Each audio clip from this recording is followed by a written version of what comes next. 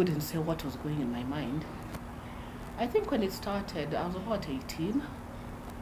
I was clueless.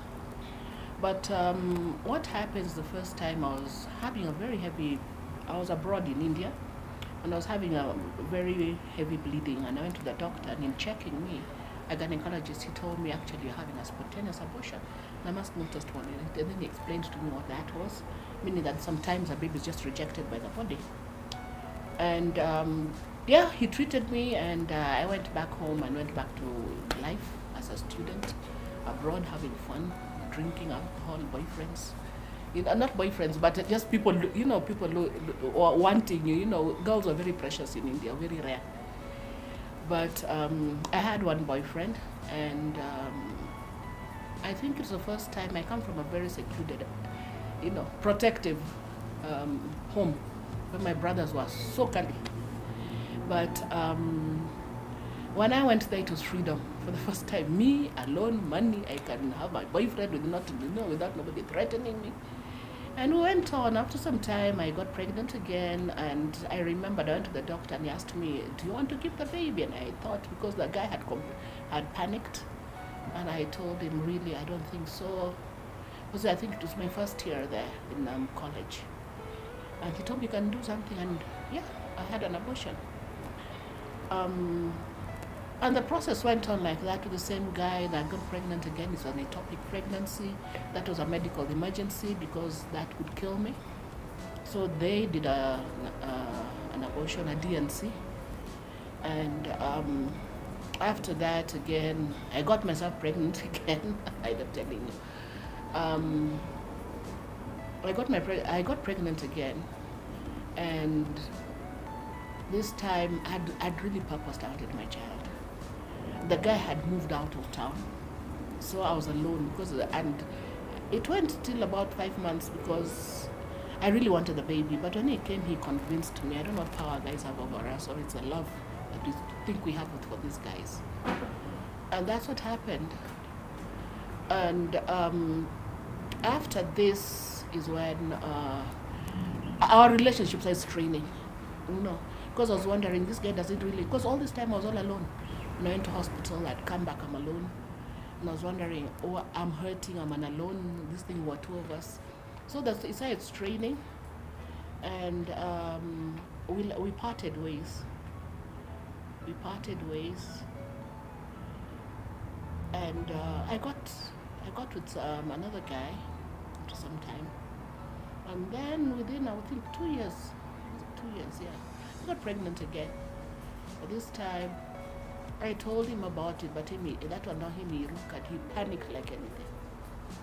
And in this time, we had, I got pregnant, I decided to go. In India, it's legal till a certain time. So it can be done in a private hospital, but beyond 4 months, you have to go to the government hospitals. The government-run hospitals, the big ones. Do they check like a period at what month? They check. They'll just do a normal checkup that when you say you are pregnant, they'll check. They do all that, they'll tell you. So they told me, no, this one you can't do, you have to go to a government hospital. Government hospital meaning like Kenyatta. And the hospitals are run by the government. So that's where we went to. And how old was the pregnancy? It was 5 months pregnant. And all I remember, they injected me with something, but I realized it was a saline injection into the uterus, and that one of it actually kills the baby because I could feel the baby fluttering in my stomach. That was the last one. But this one now, I was pregnant, it was about 3 months. But I went to hospital and I told her she did everything. What they did not do was an ultrasound. So they decided they were going to do whatever they were doing, and I was in a theater actually. And when the procedure was just being started, I don't know, because there was an anesthetist next. I just started, like hyper. I couldn't breathe. And she noticed that, and she told them, stop whatever you are doing. She's in distress. And they stopped, and she looked at me and she asked me, what's wrong? And I told her, I can't breathe, my heart is beating, I'm sweating like anything. Then she says, okay, fine. She sent me to do a sonography that time. And we went. I was still in hospital admitted. I was sent. And I went a friend used to stay with us, went with us. Then the doctor was checking, was asking, and he asked me, why do you want to kill these babies? And I'm telling him, what babies are you talking about? He says, no, you have twins. It was shocking to me, but I was just imagining that this thing, you know, that when you're so scared of having if you had to have a baby out of wedlock, you better have a perfect baby. Yeah. I don't know what a perfect baby would be then, but anyway. So I just thought about it and I resolved I was going to go through with it because already I don't know what they had done. And I remember I went back, I was admitted, you know, you're admitted in a maternity ward and all these baby people giving birth and all. And I think staying, because it took some time before what they did, because they had to actually manipulate my uterus open to get me to give birth.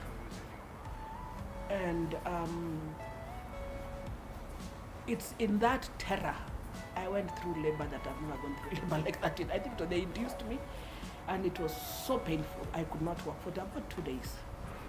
But in that 2 days, I think I saw everything to God. I told him, Baba, if you can sort this out, you know, that kind of thing. And I remember by about 2 o'clock that side in the night, I was in so much pain and I just held the doctor and told them, please help me. And when they checked, they found, I just heard them say, the legs are here, you know. So they pulled the babies out. The babies were born. I was left there in the theater. And I remember in the morning when it woke up, the sun was coming up and I remember I looked and I told God, I'll never do this again. I think that's the first time I realized this is wrong. Before I didn't know, I was clueless. And I remember I was left there. I remember they were saying that, you know, let us preserve the uterus, you're going to harvest cells and all those kind of things. And they says, put the babies there, things you never want to hear. But I remember they put the baby, I saw the babies, and I went there and I looked at them and they're beautiful, beautiful babies, a boy and a girl. And I just prayed over them and told them sorry, and I told them it's okay. I'm sorry. And that's how I decided to live a life of my own. But then in all this, was still with a guy, but in my heart of hearts, I really wanted a baby. Somebody who, you know, I just wanted a baby. So I fashioned and I decided I'm going to have a baby. And I kept quiet with this baby of mine. And you know, that one of used to look at me and because by that time we're not very good friends and all. We were drifting apart. So he'd ask me, are you pregnant? And I'd say, aye. But in the end, I had my daughter in India. She's now 28. And I remember I was being told by the doctor, because by that time, the lady, the head of the gynecological department it was a teaching hospital actually. She told me, can you tell Kenyans that abortion is not a family planning method? There are better ways to do this. And I remember they forced me to use IUDs because actually I was allergic to rubbers. So that's how life went on. Fast forward, those are now 4 abortions, 5 babies died, and 2 miscarriages. You see. And I came to Kenya, new start. I have my baby. My mom falls in love with my baby, takes my baby, you know, stays with my baby. She sends me to Nairobi, get a job. I'm working, and I was in a relationship with somebody. And it did not take, I think, even months. I think that it didn't even take 2-3 months. I was pregnant again. But this time I was working and I was performing very well while I was working. And they had decided to make me a permanent employee. But this time I didn't know I was pregnant actually. And when this was happening, I told him, he was that sort of, what do you want to do? Whatever you decide, I'll go with it. So in this thing, you know where girls are, you'll sit down and talk. I talk to my best friend, she tells me, there's this, you can do this. It mentions a place where you can do it. That's the information at the back of your mind. And going, and then I realized all the people we did interviews with had been taken in, absorbed in, except me. In this time, in doing even our medicals, you know, we were done a full screen X-ray. And you know, when you read all these things and you say, oh, X-rays can affect a baby below this a month and all that. So in my head again, this baby might be deformed or something. So one day I just woke up, I got my commission, and I just told the guy, I'm going. And he says, okay. I went to the clinic where Okay, they did the tests and sent me where to go and get abortion. Somewhere in Italy, and we went. And it was in and out, you know. You go in, it did barely 10 to 15 minutes. And we were out again. But I remember I have never been so empty in my life. You know, you're walking around, I just think, but I sat down and again, I said, my body, I just wanted a child. And I told God, I want to have a child and I want to finish with him. Then and staki one in one woman. So this one that I have, I'll get a baby with him.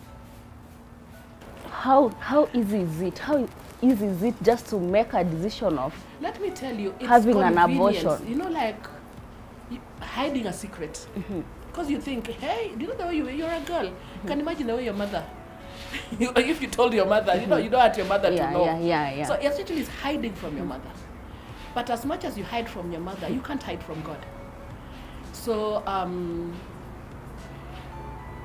the first time you have when you want to make that, it's very difficult. But the moment you make the first decision, like any wrong thing, the first time is difficult, but after it becomes easier and easier and easier. Just a click. But it's just on the altar of convenience that we do this. I did it for these guys. I thought I was doing it for their love. They love me more, they whatever, but they still left me. We still left each other. We didn't end up together. We do it thinking that, okay, promising that you'll what.